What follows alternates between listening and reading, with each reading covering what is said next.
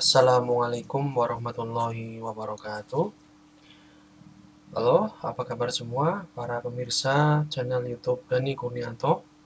Pada kesempatan kali ini saya akan membagikan tutorial mengenai pengelolaan jurnal, masih seputar pengelolaan jurnal menggunakan OJS 3. Di sini saya menggunakan OJS 3 versi 3.303.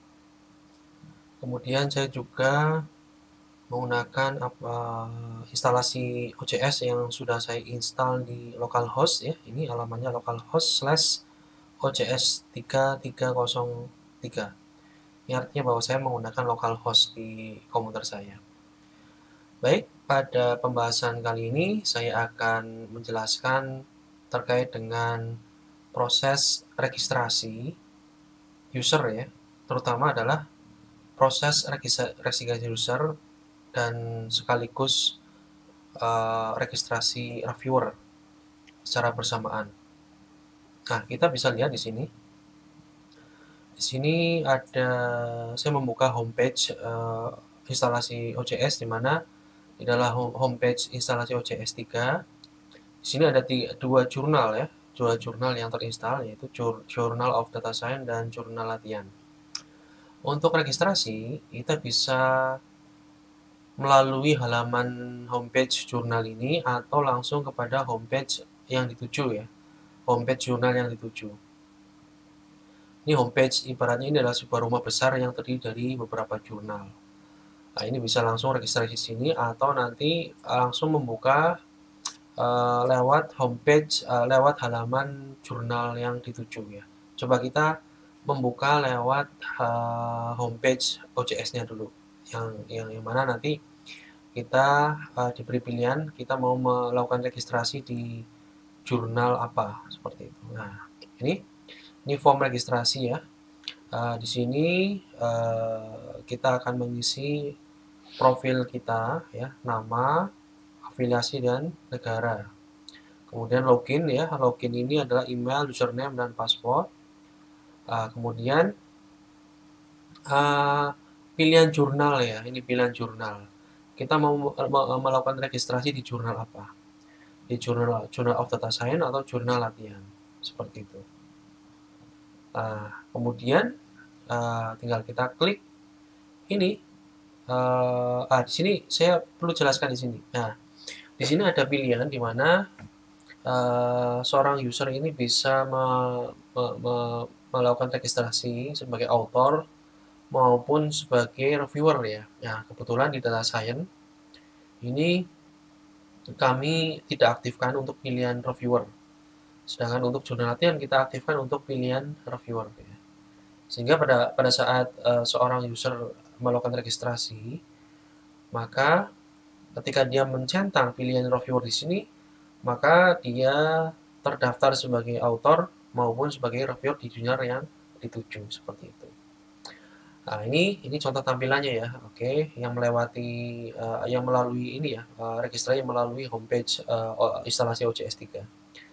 Nah, sekarang kita lihat kalau misalkan kita melakukan registrasi pada jurnal yang dituju, misalkan kita mau melakukan registrasi Journal of Data Science.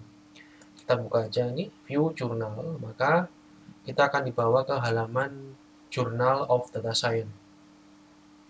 Nah, baru di sini kita akan melakukan registrasi.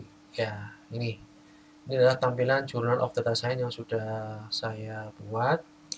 Coba kita klik register untuk melakukan registrasi jurnal ini. Ya. Oke. Kita bisa isi menggunakan ini ya. Jika kita punya ID ORCID, kita bisa isi ID-nya di sini. Tampilannya hampir sama ya. Itu kita mengisi profil, kemudian login, kemudian ini ada beberapa yang perlu kita checklist ya. Yang pertama ini ya, yang pertama ini adalah persetujuan di mana saya setuju ya atau user setuju untuk menyimpan atau untuk menyetujui bahwa data yang diupload di jurnal ini untuk disimpan di jurnal ini sesuai dengan pernyataan privacy statement. Kemudian yang kedua, ini juga user setuju jika diberikan notif pada saat adanya isu baru yang terbit maupun ada pengumuman yang terbit jurnal ini. Ini semuanya opsi ya, opsi. Ini bisa dicentang atau bisa tidak juga, seperti itu. Nah, kebetulan di sini tidak ada pilihan ketika register itu tidak ada pilihan mendaftar sebagai reviewer juga ya, karena dihapus sebelumnya, dihapus oleh saya supaya saya munculkan dulu. Untuk menghilangkan dan memunculkan pilihan itu, maka kita masuk sebagai jurnal manager ya. Nah, ini jurnal manager berperan juga sebagai jurnal editor. Letaknya pada menu user and roles ya, user and roles. Oke, kita buka, kemudian kita pilih menu roles. Nah, kita pilih reviewer, mana reviewer? Nah, ini. Klik edit. Nah, di sini rule option, maka kita centang allow user self registration. Artinya user diperbolehkan untuk melakukan registrasi sebagai reviewer ya.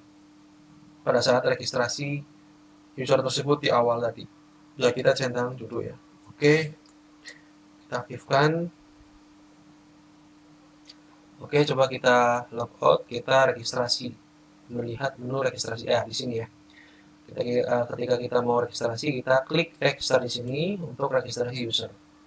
Nah, di sini menu profil kita isi ya, nama, afiliasi dan negara, kemudian login, email, username, password. Kemudian kita tadi ya, jika kita setuju bahwa data yang kita upload di sini akan disimpan sesuai dengan pernyataan privasi. Kemudian kita setuju bahwa kita akan dikirim notifikasi pada saat ada isu baru atau ada pengumuman. Nah, di sini ada penawaran oleh jurnal, apakah user juga mau menjadi reviewer ya. Would you be willing to review submission to this journal ya. Maka jika kita mengklik ini, yes, request the review rule, artinya selain kita melakukan registrasi sebagai authors, juga kita melakukan registrasi sebagai reviewer. Jadi otomatis kita bisa mempunyai peran sebagai reviewer. Nah, ini yang akan kita bahas ya. Kalau misalkan fasilitas ini kita aktifkan, sehingga ini muncul ada pilihan menjadi reviewer pada saat registrasi user. Ini ada sisi negatifnya bagi editor ya, karena biasanya user tidak begitu memahami memahami apa yang dicentangnya ini. Jadi asal centang-centang selesai register seperti itu. Pada saat seperti itu, maka otomatis ketika user ini mengklik berperan sebagai reviewer juga, maka otomatis di sisi jurnal ini penambahan reviewer itu akan terjadi, dan ini akan meningkat seiring dengan jumlah user yang melakukan registrasi di jurnal tersebut dan mengklik mencentang pilihan reviewer role. Nah, ini editor akan menjadi ini akan membingungkan bagi editor ya, pada saat itu tidak dikontrol ya. Biasanya kalau reviewer kan dipilih berdasarkan seleksi dari editor ya, berdasarkan editor melihat dari track record-nya ya, apakah publikasinya bagus atau tidak ya, track record publikasinya. Nah, kalau seperti ini otomatis tanpa verifikasi dan seleksi dari editor, maka reviewer ini otomatis user ini langsung berperan sebagai reviewer. Nah, ini saya alami sendiri ketika mau assign seorang reviewer untuk sebuah artikel, tiba-tiba saya melihat reviewer lebih banyak sekali. Karena ya tadi bahwa pada saat user melakukan registrasi sebagai author, ternyata dia juga mengklik menu ini. Yes, request the reviewer role. Jadi dia juga meminta sebagai reviewer dan otomatis oleh jurnal langsung diperankan sebagai reviewer ya. Nah itu. Walaupun editor juga bisa menghilangkan atau mengganti peran tersebut, tapi jika yang melakukan registrasi itu adalah banyak, itu akan merepotkan bagi editor untuk memverifikasi dan apa istilahnya memverifikasi dan menyeleksi ya. Nah, seperti itu. Nah, ada baiknya mungkin ini adalah dihilangkan ya. Ini dihilangkan saja, tidak ada pilihan sebagai reviewer. Jika ada seorang user yang ingin berperan sebagai reviewer, maka mungkin caranya adalah dia kontak editor ya, melalui kontak di sini nanti ada kontaknya ya. Di sini biasanya ada menu kontak siapa ya. Nah, ini ada kontak. Nah, ini di email saja bahwa dia bermaksud menawarkan sebagai reviewer. Nah, pada saat itu si editor bisa melakukan verifikasi dan menyeleksi track record dari calon reviewer. Baru setelah itu lolos oleh editor sudah diizinkan, maka author atau user ini melakukan registrasi sebagai author dan editor akan menambahkan peran ke author tersebut yaitu sebagai reviewer. Oke, coba kita hilangkan lagi ya menu ini pilihan sebagai reviewer pada saat registrasi ya. Kita hilangkan pilihan itu. Kita login sebagai Journal Manager, kemudian kita masuk ke ini setting user and roles.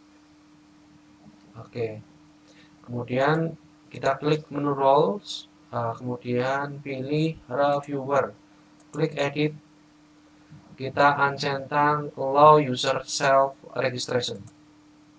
Oke. Oke, kita coba cek lagi logout. Kemudian kita lihat pada register.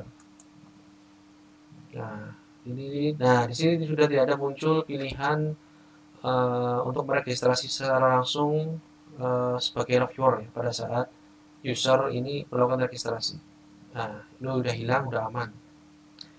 Demikian cara untuk menghilangkan pilihan menu reviewer pada saat calon author melakukan registrasi. Ya, seperti itu. Semoga bisa bermanfaat. Dan jangan lupa subscribe channel YouTube saya, Dani Kurnianto, kemudian share, dan bisa komentar di situ untuk diskusi masalah pengelolaan jurnal. Terima kasih atas waktunya. Assalamualaikum warahmatullahi wabarakatuh.